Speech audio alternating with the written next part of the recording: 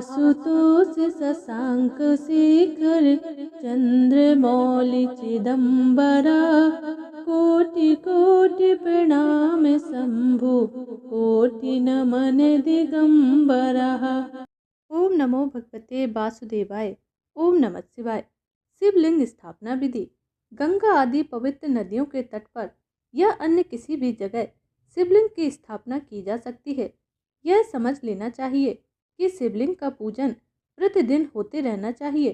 पृथ्वी संबंधी द्रव्य जल से निर्मित अर्थात धातु आदि से बने शिवलिंग की स्थापना इच्छा अनुसार करें।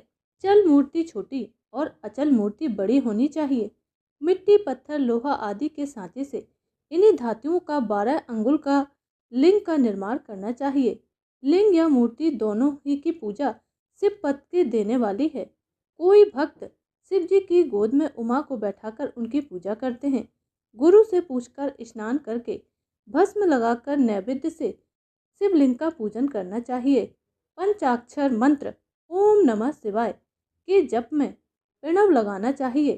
फल प्राप्ति हेतु गुरु से दीक्षा अवश्य लें। गंगा आदि नदियों के तटों पर अनेक तीर्थ हैं। सरस्वती नदी भी पवित्र है। इसके तट पर रहने वाले व्यक्ति ब्रह्मा पद को प्राप्त करते हैं। हिमालय पर्वत से निकलने वाली पवित्र गंगा जी 100 मुख वाली है तथा पतित पावनी है। इसके तट पर वास करना बड़ा ही पुण्यदायक है। इसके तट पर काशी आदि अनेक पुण्य क्षेत्र हैं। वहां पर निवास करना मोक्ष को प्राप्त करने के बराबर है। सोनभद्र नदी के तट पर स्नान, व्रत आदि करने से मनुष्य गणेश की पदवी को प्राप्त करता है। 24 मुख वाली नर्मदा नदी के तट पर निवास करने वाला व्यक्ति वैष्णव पद को प्राप्त होता है। जो व्यक्ति तमसा, रेवा, गोदावरी आदि नदियों के तट पर निवास करता है वह सभी पापों से छूट जाता है। कृष्णा, वेणी, विष्णु लोक, दायनी तथा तुंगभद्रा आदि नदियां ब्रह्मलोक से निष्कासित व्यक्तियों को अपने तट पर जन्म देती हैं। सरस्वती, पंपा, कन्या, श्वेता, कावेरी आदि नदियां भी पुण्य प्रदान करने वाली हैं। ये सभी क्षेत्र शिव लोक प्रदान करने वाले तथा अभीष्ट फल प्रदान करने वाले हैं। इनमें स्नान, ध्यान, जप तप करने से महान पुण्य फल की प्राप्ति होती है। इस प्रकार सूत जी से ऋषिगण कहते हैं, अब हमें स्वर्ग और नरक को भेजने वाले धर्म अधर्म का भी विवेचन करके बतलाइए। साथ ही हमें उस सदाचार का वर्णन भी कीजिए जिससे धर्म अधर्म को जीता जा सके। सूत जी कहते हैं, हे ऋषिगण, चारों वर्णों के मनुष्यों को चाहिए कि वे सूर्योदय से पहले उठकर अपने इष्ट देव का ध्यान करें। पूर्व दिशा की ओर मुख करके बैठने से उत्तम फल की प्राप्ति होती है। उषा काल में सभी कार्यों से निवृत्त होकर के नदी में कमर तक या कंठ तक खड़े होकर स्नान करना चाहिए। घुटने तक के जल में स्नान करना पड़े तो मंत्र बोलकर स्नान करना चाहिए। इसके पश्चात तीर्थ के जल से वहां के देवों और अपने इष्ट मित्रों को संतुष्ट करें। वस्त्र पहनकर पितरों का तर्पण करें। आचमन, संध्या उपासना करके गायत्री मंत्र का जाप करें। तीनों समय प्रातः, दोपहर और संध्या काल में संध्या वंदन करें। अपनी आमदनी के 3 भाग करके खर्च करें। बचत का कोष नियत करें। थोड़े में निर्वाह करने की आदत डालें। ऋषि कर्म के धन में से 10वां भाग प्रदान करें। व्यापार के धन में से 6ठा भाग दान करें। यथाशक्ति याचकों को दान प्रदान करें। दूसरों के दोषों की तरफ ध्यान ना दें। क्रोध को उत्पन्न करने वाली बात भी किसी से ना कहें।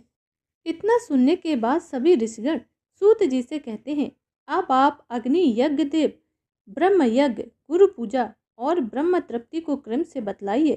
सूत जी ने आगे कहा, अग्नि में द्रव्य युक्त हवन करना ही अग्नि यज्ञ कहलाता है। अग्नि यज्ञ कई प्रकार के होते हैं। एक तो अग्नि में समिधा द्वारा हवन किया जाता है। दूसरा, विवाह होने तक ब्रह्मचर्य व्रत का पालन करना भी अग्नि यज्ञ के समान है। विवाह के बाद सुबह शाम हवन करना चाहिए। वनवासी व्यक्ति अपनी आत्मा में ही अग्नि आरोपण करके प्रातः एवं सायंकाल सूक्ष्म भोजन के द्वारा ही अग्नि यज्ञ कर लेते हैं। विवाह के समय की अग्नि को सुरक्षित रखना चाहिए। ब्राह्मण लोग देव तृप्ति के लिए एक ही बार अग्नि में यज्ञ करें। शेष समय वेदों का अध्ययन करना चाहिए। भगवान शिव ने प्रारंभ में रविवार को बनाया, फिर सप्ताह के शेष 6 दिनों को बनाया है। प्रत्येक दिन की पूजा तथा फल भी निश्चित है। पाप की शांति के लिए रविवार के दिन की पूजा उत्तम है। लक्ष्मी की प्राप्ति के लिए सोमवार का दिन, रोगों की शांति के लिए मंगलवार की पूजा करें तथा काली आदि का पूजन करना चाहिए। बुधवार को विष्णु जी का पूजन करें। गुरुवार को आयु की वृद्धि के लिए पूजन करें। शुक्रवार को अपनी इच्छाओं को पूर्ति करने वाला व्रत करें और शनिवार को इंद्रिय विजय के लिए पूजन करें। सूत जी से ऋषिगण कहते हैं, अब आप पूजा की योग्य स्थान व काल का निरूपण कीजिए। सूत जी ने बतलाया, देव आदि यज्ञ में शुद्ध ग्रह बराबर फल देने वाला होता है। उससे 10 गुना गायों को बांधने वाली जगह, उससे भी 10 गुना जल का किनारा, उससे भी 10 गुना बेल का वृक्ष, पीपल की जड़, गंगा गोदावरी कावेरी कही गई हैं। इनका तट परम उत्तम होता है। उससे भी 10 गुना पर्वत की चोटी पर होता है और उससे तो उत्तम वह जगह है जहाँ पर तुम्हारा मन रम जाए। शुद्ध हृदय से किया हुआ कर्म सब जगह और सब काल में पुण्यदायक होता है। संक्रांति और ग्रहण में तो 10 गुना फल प्राप्त होता है। संसार में मनुष्यों को तप और दान दोनों ही करते रहना चाहिए। देवताओं की तृप्ति से सभी भोग प्राप्त होते हैं। ईश्वर अर्पण बुद्धि से दान करने पर मोक्ष की प्राप्ति होती है।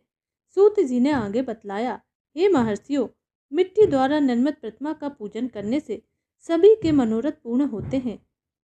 मिट्टी नदी, तालाब या जलाशय अथवा कुएं की होनी चाहिए। इस मिट्टी में सुगंधित वस्तु का चूर्ण मिलाकर मंडप में बैठकर दूध मिलाकर प्रतिमा का अपने हाथों से निर्माण करना चाहिए।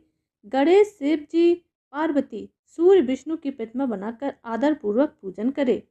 जो व्यक्ति षोडशोपचार विधि से शिव जी के पार्थिव शिवलिंग का पूजन करता है, उसकी सभी मनोकामनाएं पूर्ण हो जाती हैं। शिवलिंग की पूजा करने वाला व्यक्ति सीधा सत्य लोक को जाता है। 12 अंगुल चौड़ा तथा 25 अंगुल लंबा शिवलिंग प्रमाणित माना जाता है। लिंग के अभिषेक से आत्मशुद्धि, गंध से पुण्य की प्राप्ति, नैवेद्य से आयु में वृद्धि और मन की तृप्ति होती है। दीप से ज्ञान, तांबूल से सारे सुख और धूप देने से धन की प्राप्ति होती है। नमस्कार और जप से सभी सिद्धि प्राप्त होती हैं। इसीलिए पूजा करने के बाद यह अवश्य करना चाहिए।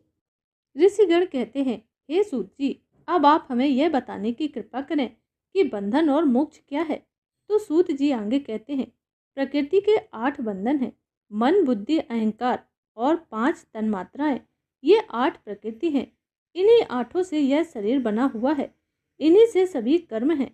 शरीर से कर्म और कर्म से शरीर, यही चक्र निरंतर चलता रहता है।